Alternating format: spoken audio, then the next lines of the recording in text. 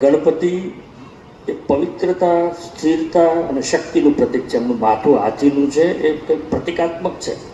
આ કોઈ વ્યક્તિ નથી, આ તો એક શક્તિનું પ્રતીક આપણી સમક્ષ છે. એમનું જે માથું છે હાથીનું, એ ભારતની અંદર કોઈ પાવરફુલ પ્રાણી હોય તો એ હાથી છે. એટલે એમનું મસ્તક હાથીનું છે, એ પાવર છે.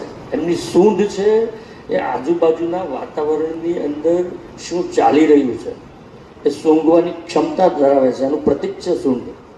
એમના કાન બહુ મોટા છે, સુપડા જેવા. એ ઝીણામાં ઝીણી વાત આપણે સાંભળી શકીએ, અને સાંભળી તો શકીએ, પછી એમનું પેટ બહુ મોટું છે એટલે વાતને સંગ્રહી શકીએ, એનું પ્રતીક છે.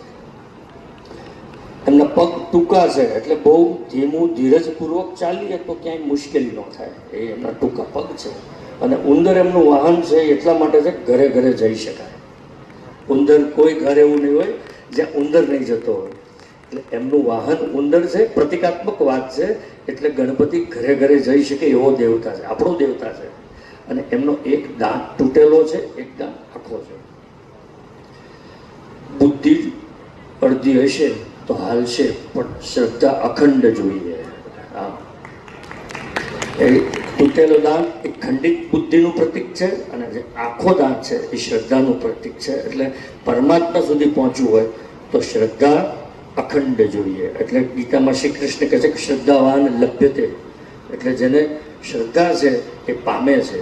એટલે આ ગણપતિ આપણી માટે બહુ પ્રતિકાત્મક દેવ છે, પવિત્રતાના દેવ છે.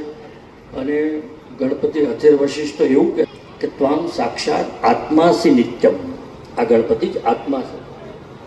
આ ગણપતિ માટે ગણપતિ અથર વશિષ્ઠની અંદર આગળ એવું કીધું છે કે ત્વામ મૂલાધાર સ્થિતોસી નિત્યમ. આ આપણી મૂળાધાર ચક્રની અંદર સુષુપ્ત શક્તિ જે પડી છે, અને યોગના માધ્યમથી, કારણ કે મારું કામ તો યોગનું છે, એ યોગના માધ્યમથી આ સુષુપ્ત શક્તિને ઉજાગર કરી અને જ્યારે આપણે બરોબર સહસ્ત્રાર ચક્ર સુધી કલેક્ટર સાહેબ લઈ જઈએ ત્યારે હાથી જેવી શક્તિ થઈ જાય.